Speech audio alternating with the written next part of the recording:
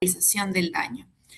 Aquí participan los astrocitos, quienes se van a hipertrofiar o hiperplasiar, gliosis, es decir, van a crecer y van a evolucionar a gemistocitos, a fibrilares con fibras de Rosenthal, es decir, van a comenzar a generar esta cicatriz, ¿no? Y la microglía va a ser considerada con fagocitos residentes que van a formar nódulos de microglía y van a realizar también la neurofagia.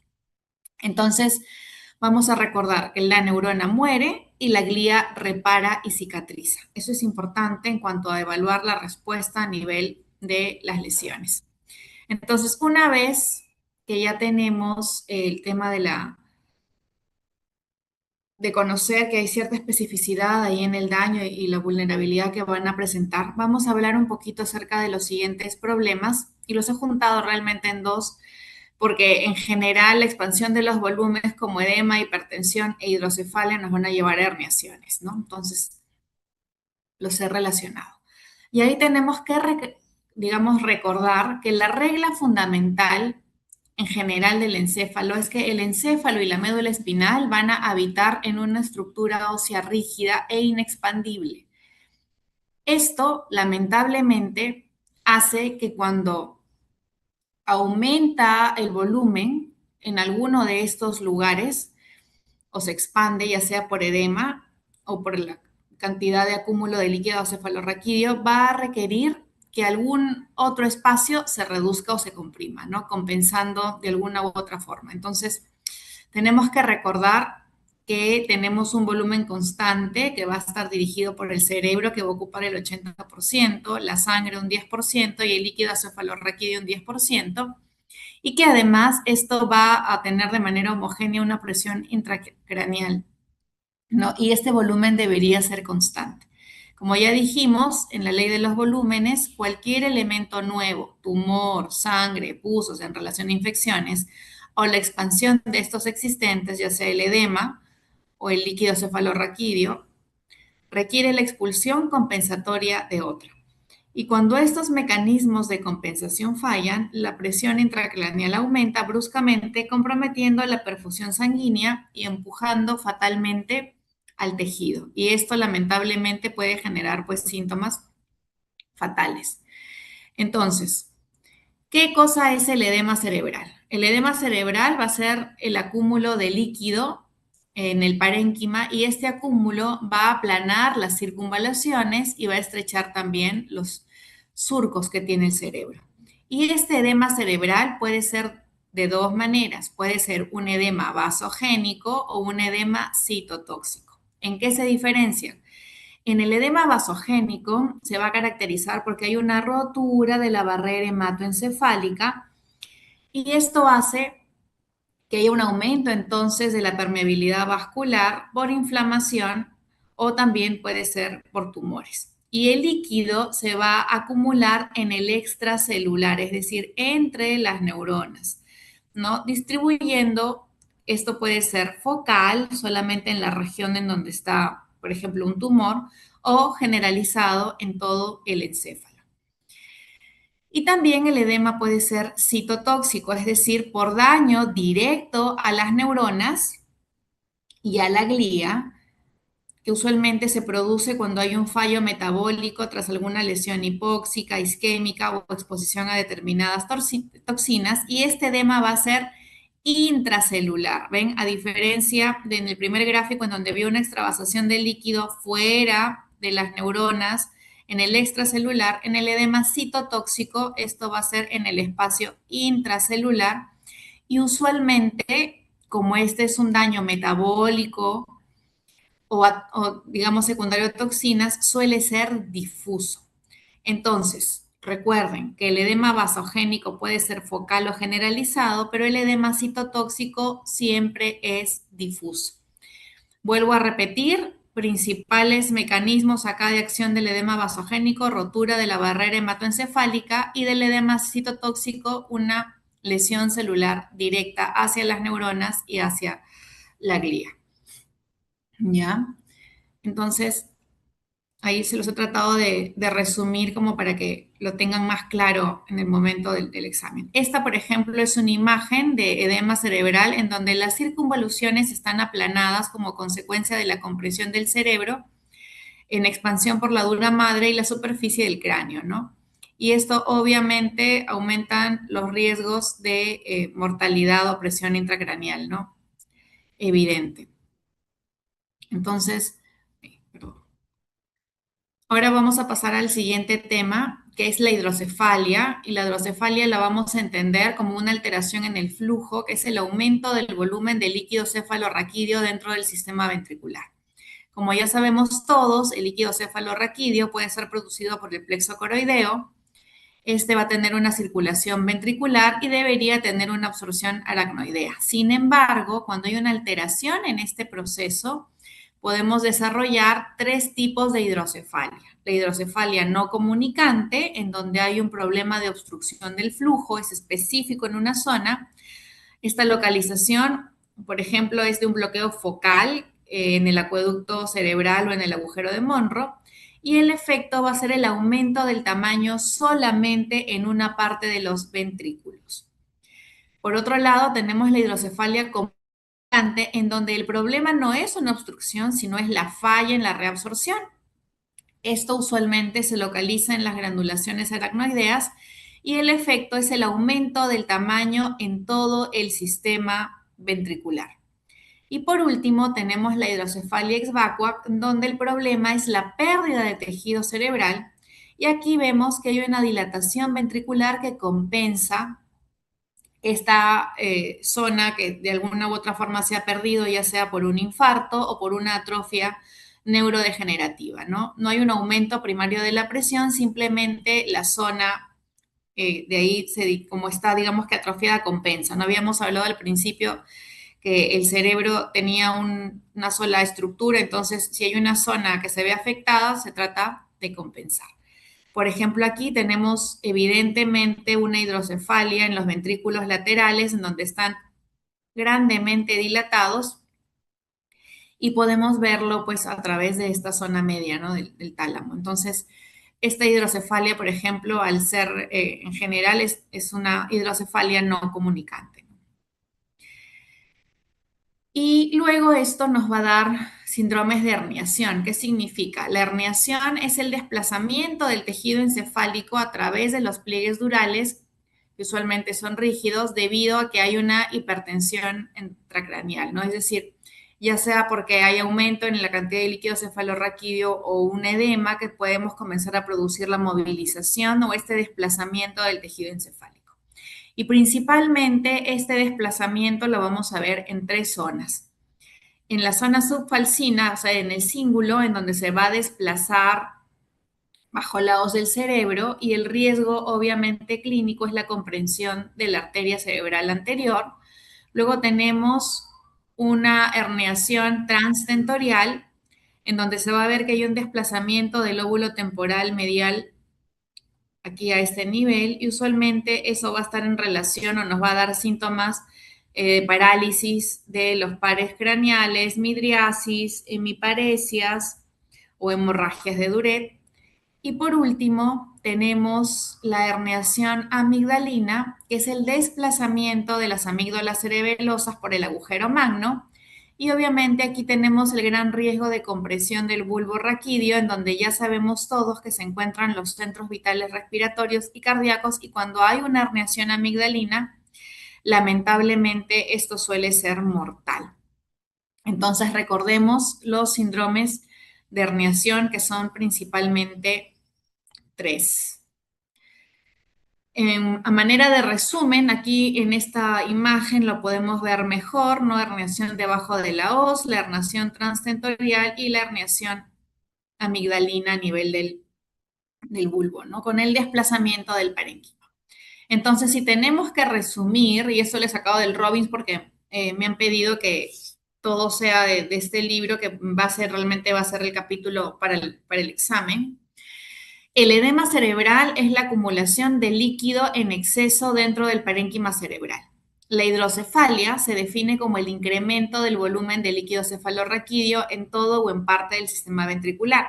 Los aumentos del volumen cerebral, ya sea como consecuencia del aumento del volumen del líquido, del líquido, del edema, de la hemorragia o de un tumor, hacen aumentar la presión dentro de la capacidad fija del cráneo.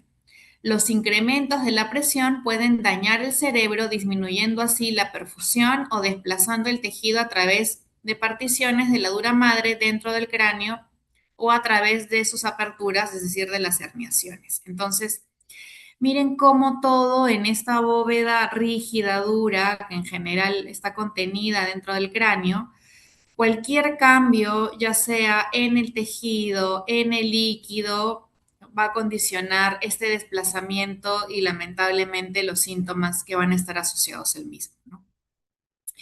Entonces, una vez que hemos ya discutido estas alteraciones, vamos a ir a la siguiente parte, que es parte de la agresión física, es decir, estamos hablando ya de los traumatismos. Que cuando uno tiene un traumatismo, el parénquima o el daño del parénquima va a ocurrir tanto por impacto directo o como por fuerzas cinéticas invisibles.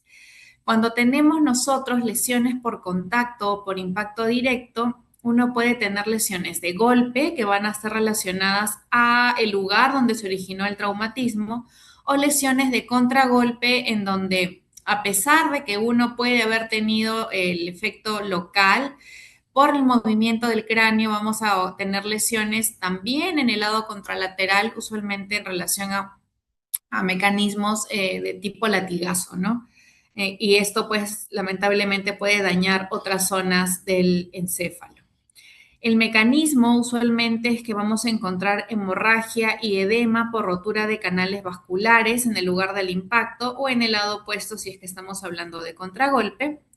Y la localización usualmente es frecuente en las crestas de circunvaluciones sobre superficies óseas irregulares, ¿no? Ya sea en las regiones orbitofrontales o en la región temporal anterior. Además, también podemos tener traumatismos que van a estar en relación a las fuerzas cinéticas. Lamentablemente, va a haber una aceleración angular rápida, incluso sin necesidad de impacto de cráneo, que se va a estirar y va a desgarrar los axones cerebrales, es decir, todos los axones son los que se rompen y esto va a provocar tumefacciones axónicas generalizadas. Es el responsable de que el 50% de los pacientes entran en coma tras un traumatismo severo y muchas veces estos traumatismos al inicio suelen considerarse normales y el desarrollo lo hace de manera un poco más tardía, ¿no? Acá sufre un accidente y de pronto el daño axonal lo evidenciamos horas después. Estos traumatismos no solamente van a estar en relación al lugar o la forma de daño en el parénquima o en los axones, sino que también pueden producir desgarros a nivel de la vasculatura. Y estos desgarros van a crear hematomas expansivos. Y cuando hablamos de hematomas o lesiones vasculares, vamos a tener dos tipos de lesiones. Los hematomas epidurales, que usualmente van a estar relacionados a un daño a nivel de la arteria meningia media, que es frecuentemente relacionado a fractura de cráneo, y este va a ser entre el cráneo y la dura madre, que ya sabemos que es esta capita que está recubriendo el parénquima cerebral. Usualmente en las imágenes lo vamos a ver como biconvexo y la expansión suele ser rápida. El intervalo de estar lúcido inicial sigue por un deterioro rápido o inminente y es una urgencia neuroquirúrgica. Entonces, si ustedes cuando ya les toque hacer su externado, su internado, su residentado, ven un hematoma en las imágenes biconvexo, acuérdense de biconvexo, esto es una emergencia neuroquirúrgica porque va a llevar un deterioro rápido del cerebro, de los síntomas, perdón, ¿no? Y por otro lado tenemos el hematoma subdural, que a diferencia de este que está entre el cráneo y la dura madre, este está debajo de la dura madre. Miren cómo viene acá la capita y el hematoma está aquí abajo, a diferencia del otro que está aquí entre estos dos, ¿no? Y este usualmente es venoso, es por venas emisarias o venas puente. Ya dijimos que está entre las dos capas de la dura madre y se ve como una media luna. Además, la expansión venosa es más lenta y es más común en síntomas en ancianos y en lactantes, y los síntomas son progresivos, ¿no? Es primero hay un poco de confusión, luego somnolencia y luego ya vienen síntomas neurológicos más severos. Entonces, para diferenciar y para reconocer esto, el hematoma epidural es arterial, sangrado arterial. El hematoma subdural es venoso. En anatomía, el hematoma epidural está entre el cráneo y la dura madre. En anatomía, el hematoma subdural está entre las capas de la dura madre, abajo. Radiológicamente, el hematoma epidural es biconvexo y radiológicamente el hematoma subdural está en media luna. Clínicamente, el hematoma epidural expande rápido y da síntomas muy rápido, y el hematoma subdural da síntomas más progresivos. Entonces, con la ayuda de la inteligencia artificial, me ha ayudado a elaborar realmente este dibujo y esta tabla que me parece súper, súper clara y fácil de repasar.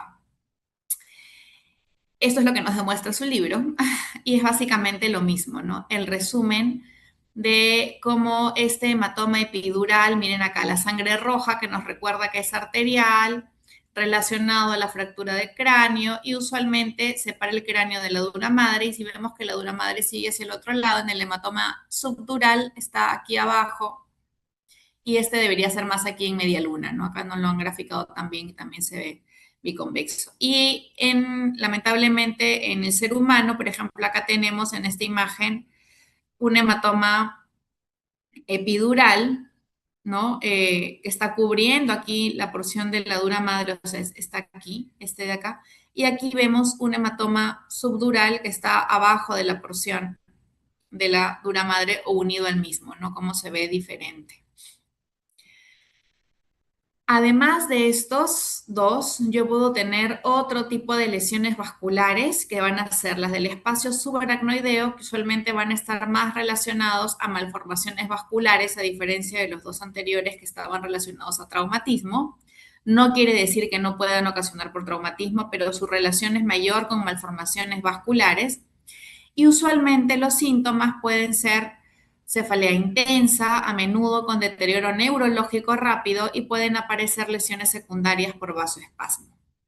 Y también puede haber una lesión vascular intraparenquimatosa, también dada por traumatismo, y usualmente esta se da cuando hay evolución a la hemorragia de un infarto isquémico o cuando hay hipertensión o los tumores primarios o metastásicos. ¿Cómo se afecta? Usualmente, si esto es secundario a un traumatismo, hay una afectación selectiva de las crestas y las circunvalaciones del encéfalo que van a contactar el cráneo.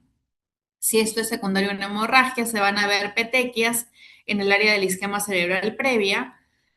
Si esto es por hipertensión, va a estar centrada en la sustancia blanca profunda, en el tálamo, en los ganglios basales o en el tronco del encéfalo.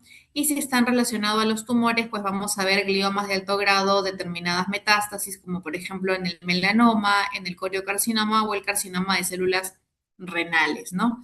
Pero de todas estas lesiones vasculares, no nos olvidemos de las del espacio epidural, de las del espacio subdural, y que el espacio subaracnoideo está más relacionado a malformaciones y el intraparenquimatoso a tumores predominantemente. En resumen, y les he tratado de poner en todos los puntos los resúmenes para que los puedan ver, la lesión física del cerebro puede producirse cuando el interior del cráneo entra en contacto mediante una fuerza enérgica con el cerebro. El traumatismo cerrado puede producir lesiones tanto en el punto de contacto original, lesión por golpe, o en el lado opuesto del cerebro, que es la lesión por contragolpe debido al impacto del cráneo. El desplazamiento rápido de la cabeza y del cerebro puede desgarrar los axones, y esto es lo que va a producir la lesión axónica difusa, y a menudo causa defectos neurológicos graves e irreversibles. Por lo mismo, ¿no? Que dijimos que el daño a nivel de las neuronas es irreversible porque lleva a la muerte de las mismas. El desgarro traumático de los vasos va a producir un hematoma epidural, subdural o intraparenquimatoso según la localización, o también una hemorragia subaracnoidea, usualmente más relacionada a los problemas de malformaciones vasculares. Entonces, así de sencillito he tratado de resumir esta parte considerando que están ya todos a puertas del examen. Y por último, en este tema vamos a entrar al tema de invasión y de rebelión, que está en relación a las infecciones y a las neoplasias. Y en infecciones he tratado de hacer una tablita así facilita y rápida en relación a la diferencia de las meningitis bacterianas o víricas, ¿no? Ya sabemos todos que el líquido cefalorraquídeo usualmente nos va a servir como medio de cultivo y nos va a ayudar en el diagnóstico diferencial de las meningitis cuando realizamos la punción lumbar. Ya sabemos que uno va a tener estas infecciones ya sea por diseminación hematógena, por implantación directa, es decir, secundaria, por ejemplo, un procedimiento cerebral se infectó, por extensión local, predominantemente auditiva o nasal, o porque hay daño a nivel de los nervios periféricos, ¿no? En la meningitis biógena o bacteriana, usualmente la clínica es fulminante, hay rigidez de nuca y fiebre, mientras que en la meningitis aséptica o vírica es menos fulminante y suele ser autolimitada. Las células que vamos a observar usualmente son pleocitosis neutrófilas abundantes, mientras que en la meningitis vamos a ver linfocitosis, o sea, células mononucleares. Las proteínas van a estar elevadas en meningitis aguda bacteriana y en la vírica pueden estar elevadas o pueden ser moderadas. La glucosa, y eso es algo que sí nos va a diferenciar, en la meningitis aguda bacteriana va a estar disminuida y esto es porque hay un consumo bacteriano, mientras que en la meningitis vírica esta va a ser normal. Creo yo que aquí las principales diferencias van a ser la glucosa, el tipo de células y la forma de la presentación clínica, que en una es más aguda y en la otra es más autolimitada. Asimismo, además de estas meningitis, podemos encontrar algunas infecciones focales en relación a los abscesos cerebrales, en donde vamos a encontrar lesiones destructivas delimitadas con riesgo severo de efecto de masa, porque están ocupando un espacio en el parénquima. Ya dijimos que cuando hay algo que ocupa un espacio, tiene que movilizar algo más, ¿no? Usualmente vamos a encontrar un núcleo con necrosis central por licuefacción del tejido cerebral destruido. Vamos a encontrar una capa media en donde va a haber un ribete de tejido de granulación intenso, vascularizado con fibrosis. Y por último vamos a encontrar un halo en donde va a haber una zona de gliosis reactiva y profunda con edema vasogénico. Clínicamente, cuando vemos lesiones de abscesos, y eso sí hay que tener en cuenta, la punción lumbar tiene poca utilidad e incrementa el riesgo de herniación mortal por hipertensión intracraneal focal. Cuando uno ve una lesión de un absceso, el tratamiento es neuroquirúrgico. Entonces, primera diferencia, tomar nota, en meningitis, el método diagnóstico es la punción lumbar para evaluar el líquido cefalorraquídeo. En las lesiones focales como abscesos cerebrales, la punción lumbar tiene poca utilidad e incrementa el riesgo de herniación. Entonces, no se recomienda y el tratamiento suele ser neuroquirúrgico. Entonces, aquí, por ejemplo, podemos diferenciar rápidamente cómo tenemos una meningitis bacteriana, miren, difusa la presentación, a diferencia de un absceso que es más focalizado y habíamos dicho que tiene el núcleo, ¿no? Que va a tener también, eso es lo que quiero que vean, el núcleo, la capa media y el halo, ¿no? Entonces acá va a tener el núcleo, una capa media y el halo que está aquí alrededor del parénquima, ¿no? Con un poco de edema circundante alrededor. En general, ¿cuáles van a ser los mecanismos habituales que pueden producir tanto meningitis agudas, bacterianas o virales? En las meningitis bacterianas, Escherichia coli o Streptococo B, usualmente en los lactantes, o Neisseria meningitidis en los adultos jóvenes, y en los adultos mayores, Streptococo pneumoniae o Listeria monocytogenes. Eso que lo recuerden. Usualmente son las meningitis piógenas agudas. En las meningitis crónicas, la principal causa es Mycobacterium tuberculosis y En los abscesos también tenemos estreptococo y estafilococo principalmente, ¿no? Los empiemas también pueden ser polimicrobianos y estar infectados también, además de los estafilococos, por anaerobios gram negativos. En las meningitis víricas, usualmente las agudas están en relación a enterovirus, a sarampión, algunos relacionados a la gripe, entre otros. Y cuando hay síndromes encefálicos, es decir, ya es una encefalitis, que es una situación de inflamación del tejido encefálico, eso está en relación a virus del herpes, VIH, poliomavirus, entre otros, ¿no? Aquí, por ejemplo, tenemos un ejemplo de infecciones víricas en donde en estos primeros gráficos vamos a encontrar hallazgos característicos en donde va a haber un acúmulo perivascular de linfocitos, ¿no? Ven aquí el vaso y el acúmulo perivascular de estos linfocitos alrededor del vaso. Inclusive acá se pueden ver los nódulos de microglía, ¿no? Alrededor de este.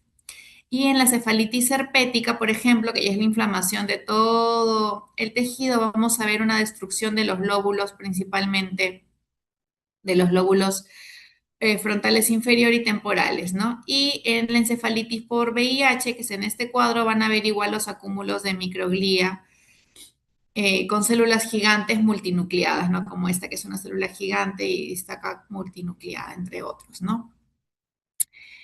Además de las infecciones por bacterias y por hongos, podemos tener también infecciones por hongos y parásitos.